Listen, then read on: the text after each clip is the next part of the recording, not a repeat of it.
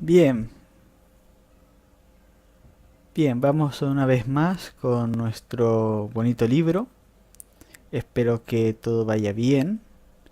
Y pido perdón porque parece ser de que aquí hay un fallo con Discord que no sé cuál es, que es conectarme automáticamente. Así que os pido perdón si va un poco raro. Y de última cierro Discord para hacer estas cosas. Así que vamos a donde tenemos que ir, que es a continuar con el libro del Señor de la Guerra de Warhammer 40k Herejía de Horus, que es, vamos con el capítulo 4. Espero que todo vaya bien. En fin, capítulo 4. Convocada. De nombre Ezequiel. Una mano ganadora. Allí había preguntado en el nombre del planeta, y la tripulación de la lanzadera le había respondido Terra, la que no le servía en absoluto. Mersadie. Mercedes Ellington había pasado los primeros 28 años de su 29 de vida en Terra,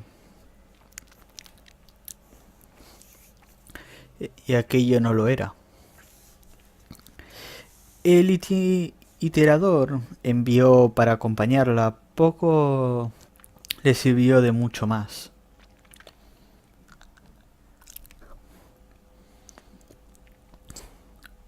Un joven modesto de piel olivácea, de entre 18 y 19 años. El itinerador se llamaba Mehmet y era poseedor de un intelecto tremendo y una genialidad precoz. Pero la violenta travesía suborbital de lanzadera no le sentó bien a su organismo, y se pasó la mayor parte del trayecto sin poder responder a sus preguntas porque estaba demasiado ocupado vomitando en una bolsa de plástico. El vehículo tomó tierra en un tramo de césped, convencional entre filas de árboles entrelizados y desmochados. 8 kilómetros al oeste de la ciudadela elevada. Empezaba a anochecer y algunas estrellas centellaban ya en la mancha violeta de los extremos del firmamento. A gran altura, las naves pasaban sobre sus cabezas, con las luces parpadeando. Mersadie descendió por la rampa de la nave hasta pisar la hierba, aspirando los curiosos aromas y la atmósfera ligeramente distinta de aquel mundo. Vale. Se detuvo en seco. El aire rico en oxígeno, imaginó, la estaba esmareando. Y aquella sensación de mareo se incrementó aún más solo con el pensar dónde estaba. Por primera vez en su vida se encontraba sobre otro suelo, otro mundo, y le pareció algo rememorador, trascendental. Algo que merecía la actuación de una banda ceremonial. Allá, allá era por todos los que sabía, uno de los primeros rememoradores a los que se concedía acceso a la superficie del mundo conquistado. Giró para mirar a la lejana ciudad, abarcando el panorama y consignándolo a las espirales de su memoria. Efectuó pestañeos urbanos, a pesar que los combates habían finalizado hacía meses. Lo llamamos 6319, indicó el itinerador, descendiendo por la rampa detrás de ella. Al parecer, el descenso del planeta había estabilizado su constitución delicada. La mujer retrocedió sutilmente ante el hedor a vómito de su aliento. 6319, inquirió.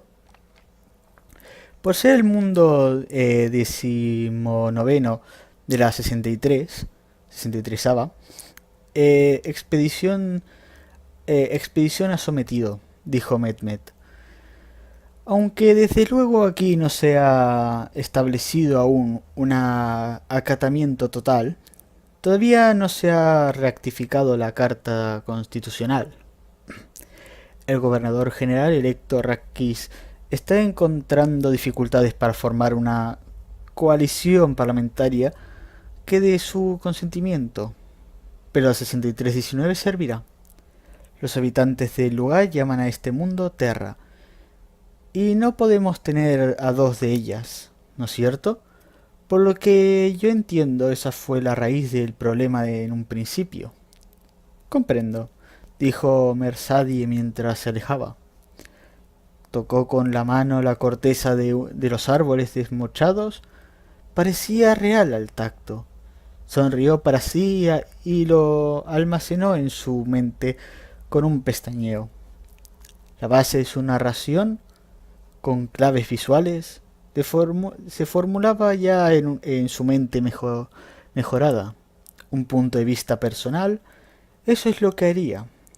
Usaría la novedad y la falta de familiaridad de su primer descenso a un planeta como tema de alrededor de su cual giraría toda su remembranza.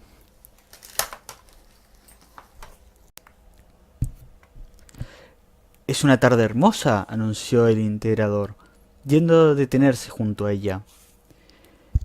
El joven había dejado las bolsas repletas de vómito al pie de la rampa, como si esperara que alguien se deshiciera de ellas por él. Los 4 soldados a los que había encomendado la protección de la marcha, desde luego no pensaban hacerlo. Sudando a mares dentro de sus gruesos sobre todo de terciopelo y morriones, con los rifles cargados al hombro, cerraron filas alrededor de la remodeladora. Señora Ollington, dijo el oficial. Le esperaban. Mersadie asintió y los siguió. El corazón le latía con fuerza. Aquel iba a ser todo un acontecimiento. Una semana antes, su amiga y colega rememoradora, Euphrasie Keeler, que hasta el momento había conseguido sin lugar a dudas mucho más de que cualquier de los rememoradores, había estado presente en la ciudadela oriental de Kent, observando operaciones de la cruzada, cuando se encontró con Malagurst con vida. El palafrenero del señor de la guerra, dado por muerto tras el incendio y destrucción de las naves de la embajada mientras estaban en órbita, había escapado con la ayuda de una cápsula de desembarco.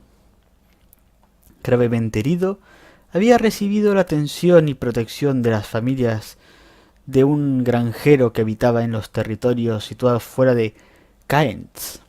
Keeler había estado junto allí, por casualidad, para pictografiar cómo sacaban al parafernero de la granja. Había sido un golpe de efecto. Sus pictografías tan bellamente compuestas se habían exhibido a toda la flota expedicionaria y habían sido apreciadas por séquitos imperiales.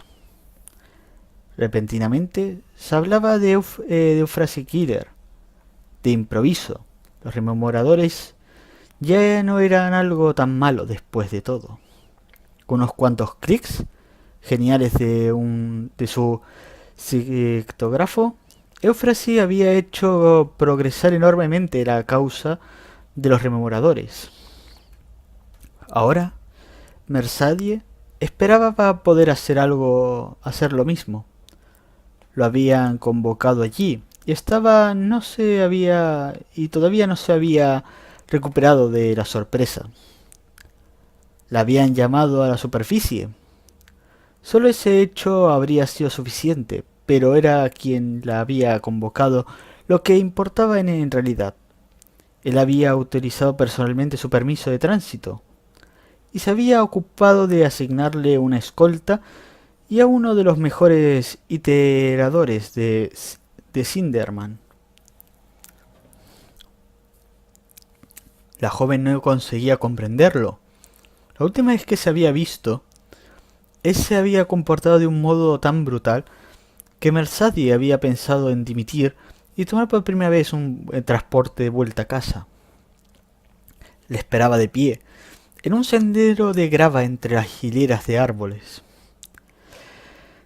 Y al acercarse a él, rodeada por los soldados, acusó un natural temor reverente al contemplarlo con la armadura puesta, que centelleaba, blanca, con un trazo negro en los bordes.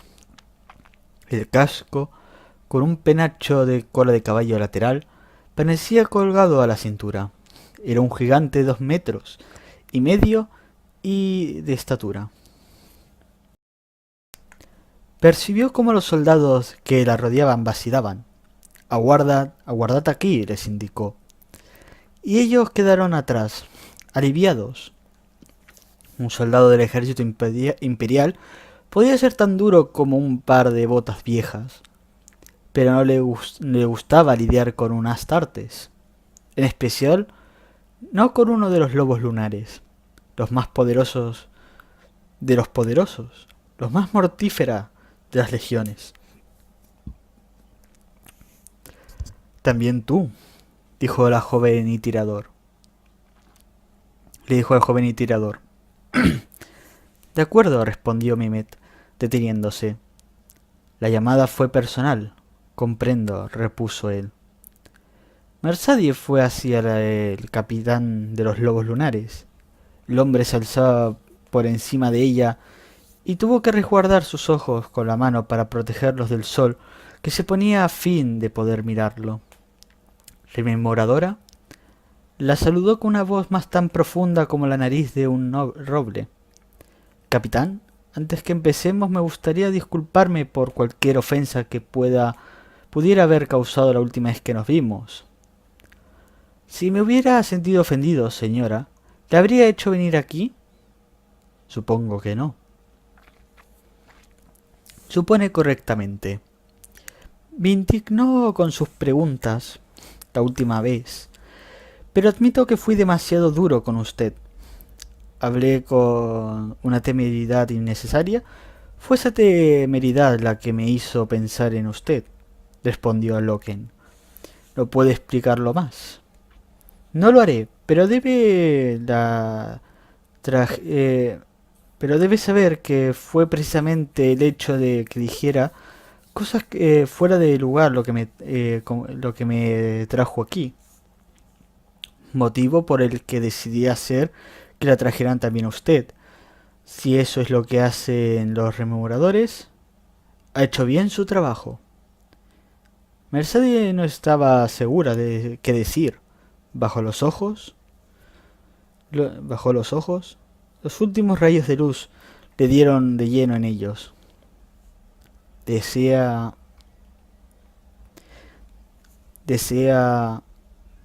que sea testigo de algo, que recuerde algo. No, replicó él fríamente. Lo que sucede ahora sucede en privado.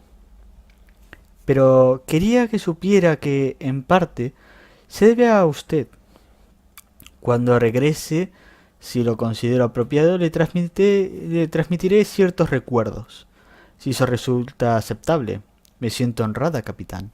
Aceptaré lo que decida. Lo que asintió. Debo ir con... empezó Mehmet. No, respondió el lobo lunar. De acuerdo, repuso rápidamente el tirador, retrocediendo por marchar a estudiar un tronco de árbol. Me hizo las preguntas correctas, y de ese modo me mostró que también yo hacía las preguntas correctas, dijo Loken a Mercedes. ¿Lo hizo? ¿Lo hice? ¿La respondió? No, respondió él. Aguarde aquí, por favor.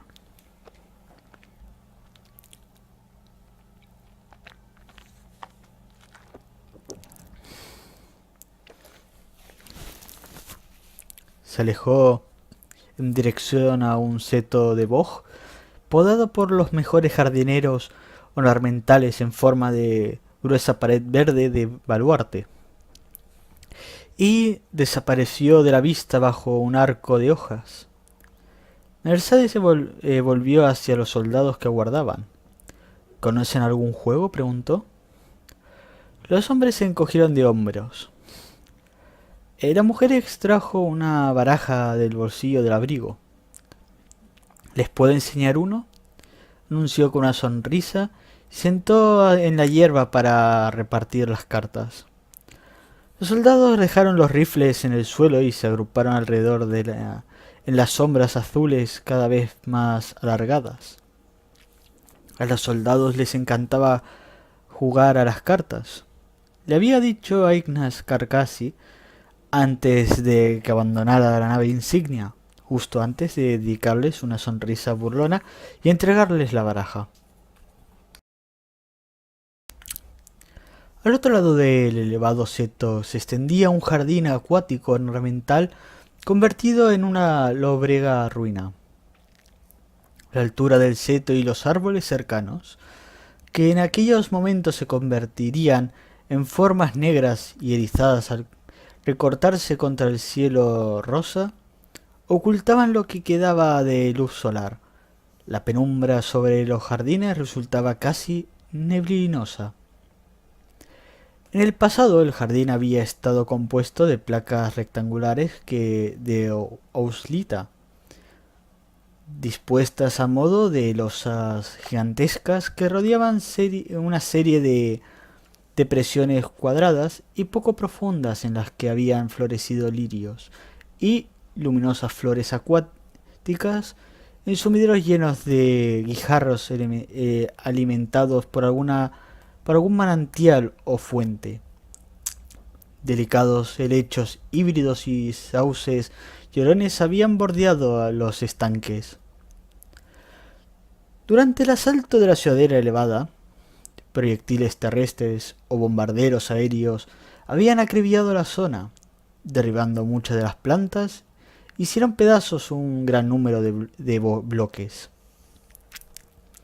Muchas de las losas de auslita habían quedado desplazadas, y varios de los estanques habían visto aumentado enormemente su tamaño tanto en amplitud como profundidad por la adición de profundos cráteres abiertos en el suelo. Pero el manantial había seguido alimentando al lugar, llenando los agujeros de los proyectiles a la vez que vertía el agua que reposaba entre las losas desplazadas. Todo el jardín era un estanque llano que relucía tenuemente en la penumbra, del que sobresalían ramas enmarañadas, trozos rotos de raíces y fragmentos asimétricos de roca en forma de archipiélagos en miniatura. Algunos de los bloques intactos, losas de 2 metros de largo y 1 metro de grosor, aparecían recolocados, y no al azar, producto de las explosiones. Lo habían levantado para formar una pasarela en la zona del estanque. Un espigón de piedra hundido y alimentado casi con superficie del agua. Loken se subió a la calzada y empezó a seguirla. El aire olía a humedad y se oía el parloteo de los anfibios y el siseo de las moscas del crepúsculo. Flores acuáticas, con los frágiles colores desaparecidos casi en la oscuridad cada vez mayor, flotaban en las aguas quietas a ambos lados del sendero. Loken no sentía miedo. No estaba modificado para sentirlo. Pero registraba una ansiedad nerviosa. Una expectación que hacía latir sus corazones. Sabía que estaba a punto de cruzar un umbral en su vida, y confiaba en que lo que hallara al otro lado de aquel umbral sería avisado. También parecía correcto que estuviera a punto de dar un profundo paso al frente en su carrera. Su mundo, su vida, habían cambiado enormemente en los últimos tiempos, con el ascenso del Señor de la Guerra y la consecuente alteración de la cruzada. Y lo más indicativo era que él cambiara con todo ello. Una fase nueva, un tiempo nuevo. Se detuvo un instante y alzó los ojos hacia las estrellas, que empezaron a encenderse en el cielo que se teñía de púrpura. Un tiempo nuevo y un glorioso tiempo de nuevo. Y un glorioso tiempo nuevo. Bien mirado. Al igual que él, la humanidad se encontraba en un umbral a punto de dar un paso al frente hacia la grandeza. Se había adentrado profundamente en la irregular expansión del jardín acuático, mucho más allá de los focos de la zona de aterrizaje situados detrás del seto, mucho más allá de las luces de la ciudad. El sol había desaparecido, estaba rodeado de sombras azules.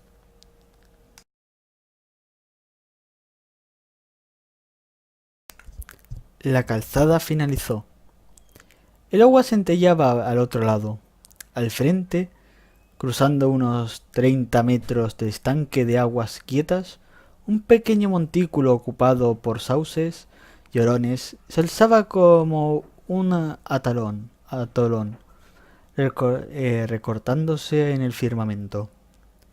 Se preguntó si debería esperar. Entonces vio un parpadeo de luz entre los árboles al otro lado del agua, un aleteo de llama amarilla que se apagó tan deprisa como apareció. Loken abandonó la calzada y se metió en el agua. Le llegaba hasta las espinillas.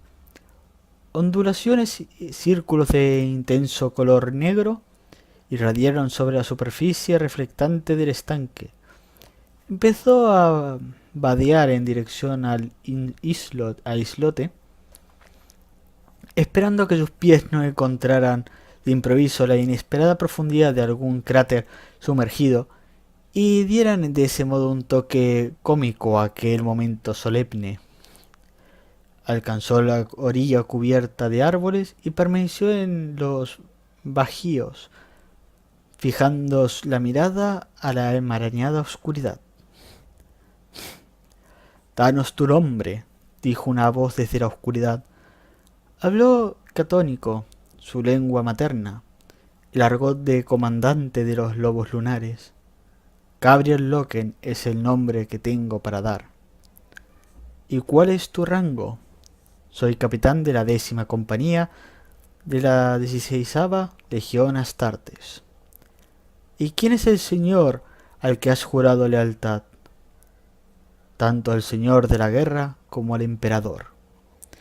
Siguió el silencio, interrumpido solo por el chapoteo de las ranas y el ruido de los insectos en los matorrales anegados.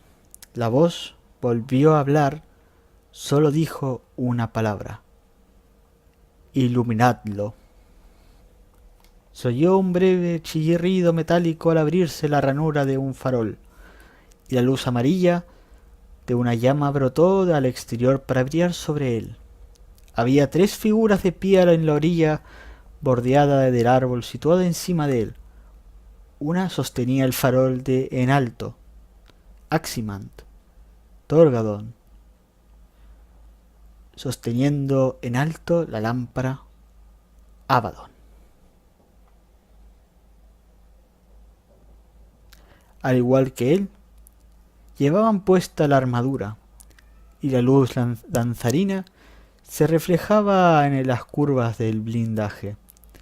Los 3 llevaban la cabeza descubierta, con los cascos con penacho colgando en las cinturas. ¿Atendéis que este individuo es todo lo que afirma ser?, preguntó Abaddon. Parecía una pregunta extraña, ya que los 3 le conocían bien, pero Loken comprendió que era parte de la ceremonia. Yo lo atestiguo, dijo Torgadón.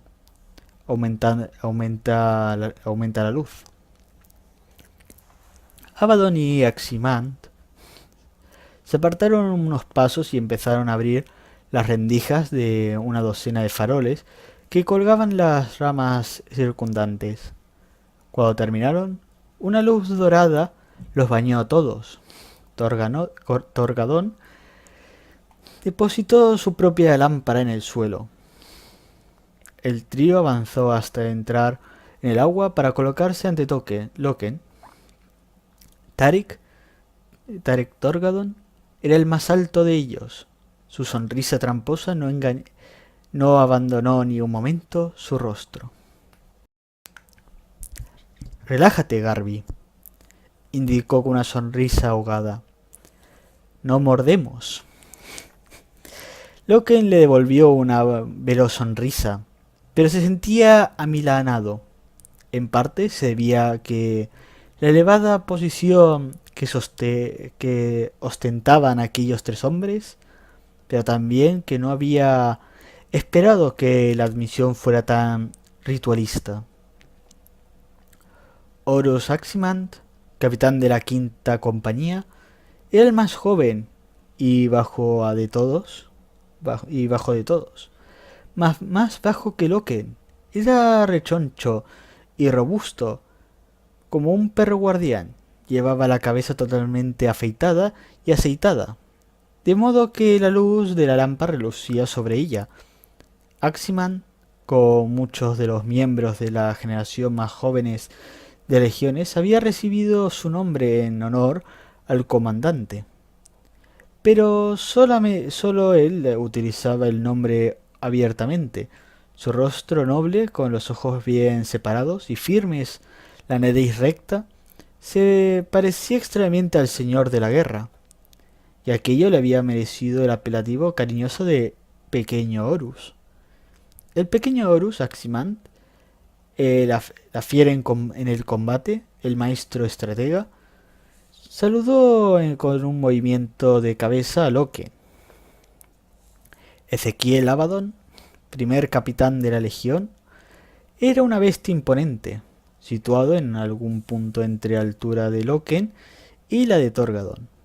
Parecía más grande que ambos debido al penacho en forma de copete que adornaba su por otra parte afeitado cuero cabelludo.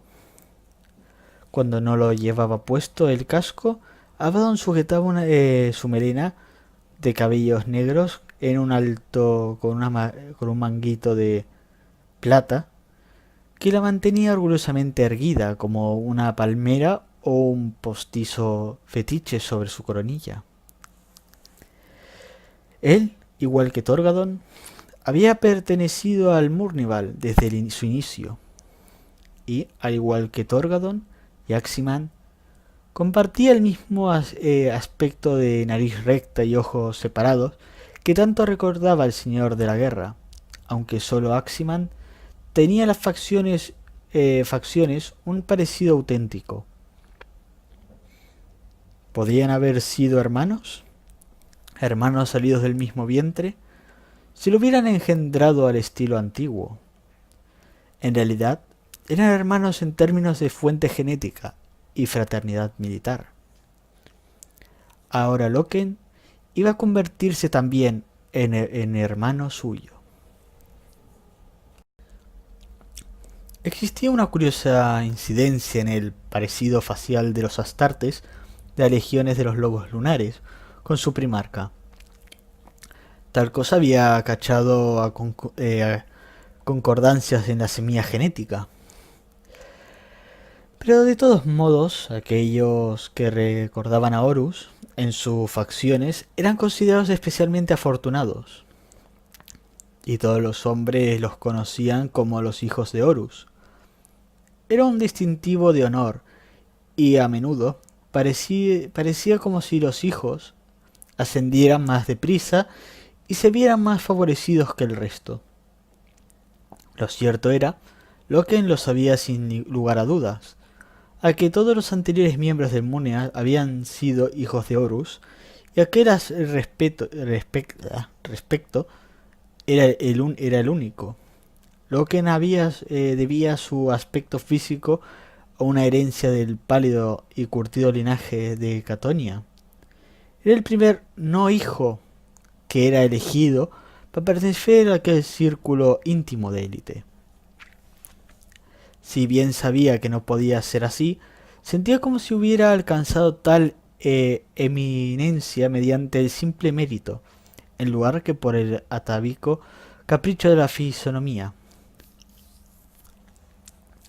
Se trata de un simple protocolo, dijo Abaddon contemplando a Loken. Se ha respondido por ti aquí, y te han propuesto hombres más importantes con anterioridad a eso. Nuestro señor y Lord Dorn han propuesto tu nombre.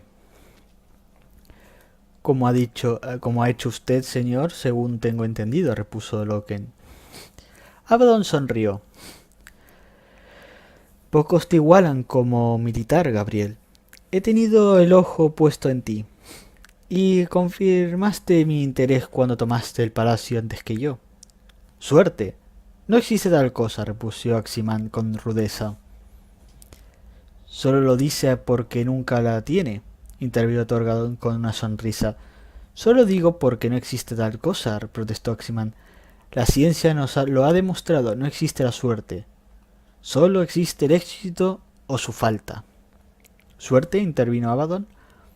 ¿No es esa precisamente una palabra para la modestia? Gabriel es demasiado modesto para decir, sí, Ezequiel, te vencí, tomé el palacio y triunfé allí donde tú no lo hiciste. ¿Por qué siente que eso no sería digno de él?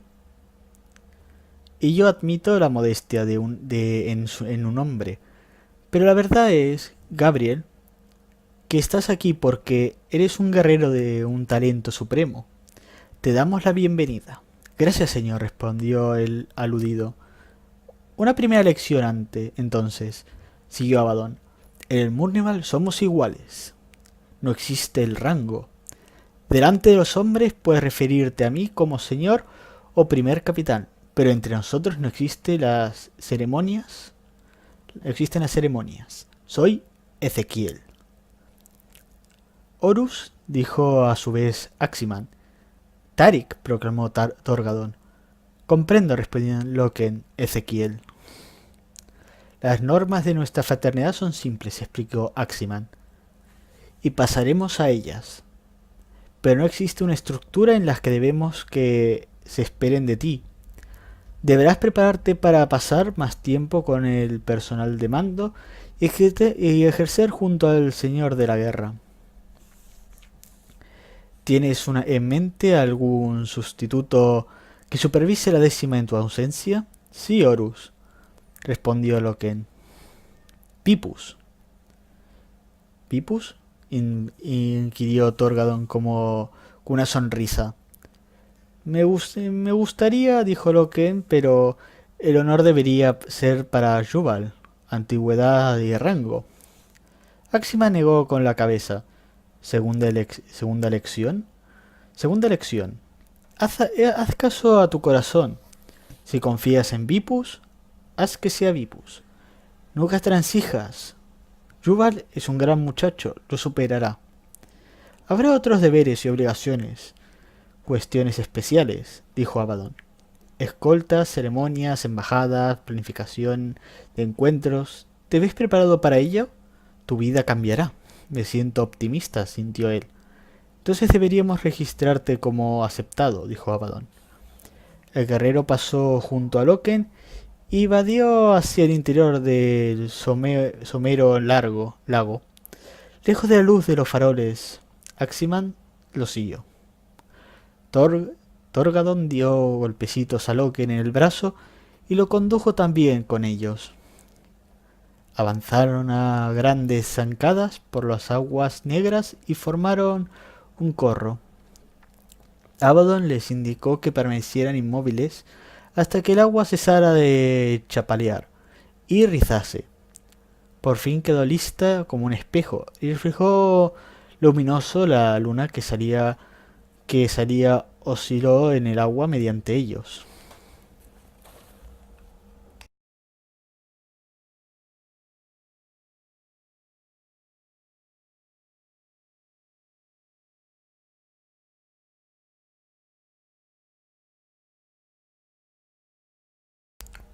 Lo único que siempre ha sido testigo de una admisión, indicó Abaddon, la luna, símbolo del nombre de nuestra legión.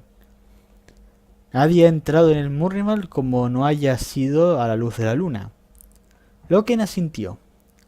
Esta parece una burda imitación, masculló Aximan, alzando la vista hacia el cielo. Pero servirá. La imagen de la luna tiene que reflejarse siempre. En los primeros tiempos del Murnival, hará casi 200 años, se prefería capturar la imagen elegida de la luna en una bandeja de visualización o un espejo pulido. Nos arreglemos con esto ahora. El agua será suficiente.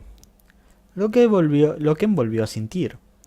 Su sensación de estar amilanando había regresado de un modo agudo o inoportuno. Aquello era un ritual, y olía peligrosamente a prácticas de los susurradores de cadáveres y espiritualistas. Todo el proceso parecía plagado de superstición y oculto arcano, la clase de sin razón espiritual que Sindarma le había enseñado a denostar. Soy un hombre de fe, dijo en voz baja, y esa fe es la verdad del imperio. No me inclinaré ante ningún santuario ni reconoceré a ningún espíritu. Salto únicamente la claridad de la empírica de la verdad imperial. Los otros tres lo miraron. Os dije que era íntegro de pies a cabeza, dijo Torgadón. Abaddon y Aximan lanzaron una carcajada. Aquí no hay espíritus, Gabriel, replicó Abaddon, posando una mano tranquilamente sobre el brazo de Loken. No intentamos embrujarte, dijo Aximan con una sonrisa. Esto no es más que una vieja costumbre. El modo de que se ha hecho siempre, explicó Torgadón. Lo mantenemos por el simple motivo de que parece dar al ritual una cierta importancia. Es pantomima, supongo. Sí, pantomima, coincidió Abaddon. Queremos que este momento sea especial para ti, Gabriel, indicó Aximan.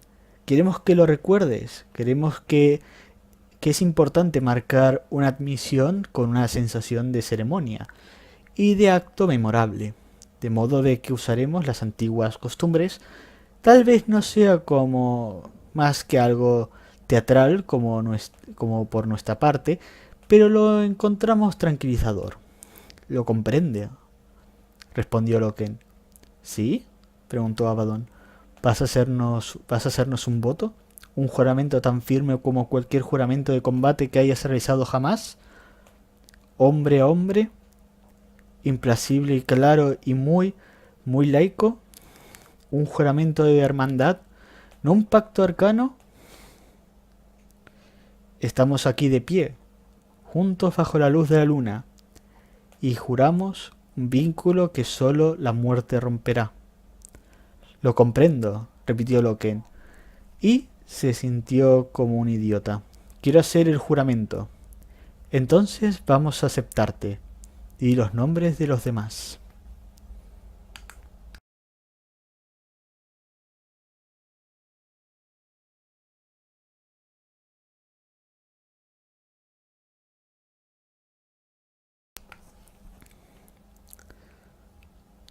Torgadon inclinó la cabeza y recitó 9 nombres, desde la fundación del Murnival. Solo 12 nombres habían ostentado aquel rango extraoficial, y 3 de ellos estaban presentes. Loken sería el número 13. Keishen, Minos, Pervadon, Litus, Siracul, Deradeadon, Caradón, Yanipur, séllanos. Caídos gloriosamente, dijo Aximan y Abaddon con una sola voz. Llorados por el Murnival, únicamente en la muerte termina el deber. Un vínculo que sola muerte romperá. Loken pensó en las palabras de Abaddon. La muerte era la única expectativa de todos y cada uno de los Astartes. La muerte violenta no era un sí, no era un sí condicional, era un cuándo. El servicio del imperio, cada uno de ellos acabaría por sacrificar su vida, y la aceptaron con flema. Sucederá. Era así de sencillo. Un día, mañana, al año siguiente, sucedería. Existe una ironía, desde luego. Prácticamente, y según todos los sistemas de calibración que conocían los científicos genéticos y gerontólogos, los astartes, al igual que los primarcas, eran inmortales. La edad no les afectaría, no acabaría con ellos, vivirían eternamente. 5.000 años, 10.000 años, más allá incluso, hasta algún imaginable milenio, excepto por la guadaña de la guerra. Inmortales, pero no invulnerables. La inmortalidad era una consecuencia de sus poderes de Astartes. Sin embargo, tales poderes habían sido incorporados genéticamente para el combate. Habían nacido inmortales para morir en la guerra. Así eran las cosas. Vidas breves y brillantes, como Astur Sejanus, el guerrero al que Loken reemplazaba, únicamente el amado del emperador, que había dejado atrás las batallas, sería quien viviría realmente para siempre. Loken intentó imaginar el futuro, pero la imagen se negaba a formarse. La muerte los borraría a todos de la historia. Ni siquiera el gran capitán Ezequiel Abaddon sobrevivía eternamente. Llegaría un tiempo en que Abaddon ya no libraría una batalla sangrienta, libraría una sangrienta guerra a través de los territorios de la humanidad. Loken suspiró. Ese sería un día realmente triste. Los hombres llorarían pidiendo el regreso de Abaddon, pero él no regresaría jamás. Intentó imaginar cómo sería su propia muerte, y combates fabulosos e imaginarios pasaron raudos por su mente. Se imaginó al lado del emperador, librando una última y magnífica batalla contra un adversario desconocido. El primarca Horus estaría allí, por supuesto, tenía que estar, pues no sería lo mismo sin él. Loken combatiría y moriría, y tal vez incluso Horus moriría para salvar al emperador en el último momento. Gloria, gloria como jamás la había conocido, una hora como aquella quedaría tan profundamente arraigado en las mentes de los hombres que se convertiría en la piedra angular de todo lo que viniera después. Una gran batalla sobre la que se basaría la cultura humana. Luego, brevemente, imaginó otra muerte, solo muy lejana. Una muerte, solo muy lejos de sus camaradas y su legión, muriendo debido a heridas atroces sobre una roca innómina. Un fallecimiento tan memorable como el humo. Tragó saliva con energía. En cualquier caso, estaba al servicio del emperador y le serviría lentamente hasta el final. Los hombres se han pronunciado. Salmodio Abaddon. Y de ellos aclamamos a Sanguinus, el último en perecer. Salve Sanguinus, gritaron Torgadon y Aximand. Gabriel Loken, dijo Abaddon, mirando a Loken. Te pedimos que ocupes el lugar de Sejanus. ¿Qué contestas? Lo haré de buen grado. ¿Efectuarás un juramento para mantener y defender la fraternidad del Murnival? Lo haré, respondió Loken. ¿Aceptarás nuestra hermandad y corresponderás como un hermano? Lo haré. ¿Serás fiel al Murnival hasta el final de tu vida? Lo seré. ¿Servirás a Legión de los Lobos Lunares durante tiempo como lleve ese orgullo nombre? Lo haré, respondió Loken. ¿Juras lealtad al comandante que es primarca sobre todos nosotros? Preguntó Aximan. Lo juro. ¿Y el emperador por encima de todos los primarcas? Lo juro. ¿Juras mantener y defender la verdad del imperio sin importar qué mal pueda atacarla? Inquirió Torgadón. Lo juro. ¿Juras mantener firme contra todos los enemigos, tanto del exterior como del interior? Sí, así lo juro. ¿Y en la guerra matar a los vivos y matar por los muertos? Matar por los vivos, matar por los muertos, repitieron Abaddon y Aximan. Lo juro. Como la luna que nos ilumina, dijo Abaddon, ¿serás un hermano fiel a tus hermanos astartes? Lo seré. Sin importar el precio, sin importar el precio. Se acepta tu juramento, Gabriel. Bienvenido al Mornival. Tarik, ilumínanos. Torgadon sacó una bengala de vapor del cinturón y la disparó al cielo. La bengala estalló en un brillante sombrilla de luz blanca y potente, mientras sus chispas caían despacio sobre las aguas. Los 4 guerreros se abrazaron y profirieron aclamaciones jubilosas, estrechándose las manos y dando palmadas en la espalda. Torgadon, Aximan y Abaddon se turnaron para abrazar a Loken. Eres uno de los nuestros, susurró Torgadon, cuando atrajo a Loken hacia ti, así. Lo soy, respondió este.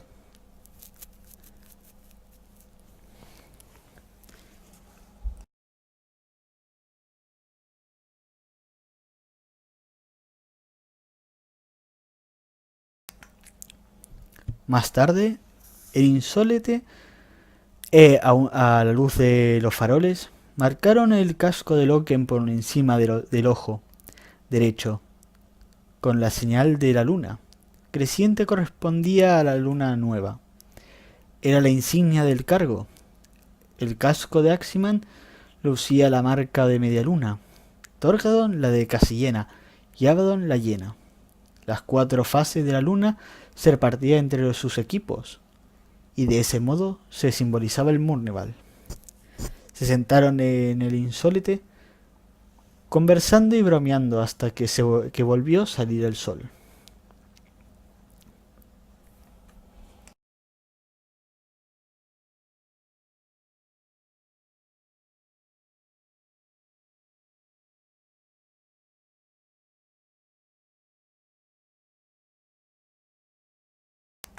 Jugaban a las cartas sobre el césped a la luz de los faroles químicos. El silencio del juego de Mersadie había propuesto hacía tiempo que había quedado eclipsado por un leonino juego de apuestas sugerido por uno de los soldados. Luego, el iterador Mehmet se unió a ellos esforzándose considerablemente para conseguir enseñarles una vieja versión del juego. Mehmet barajaba y repartía con una destreza maravillosa. Uno de los soldados lanzó un silbido burlón. Tenemos aquí un auténtico taur, comentó el oficial.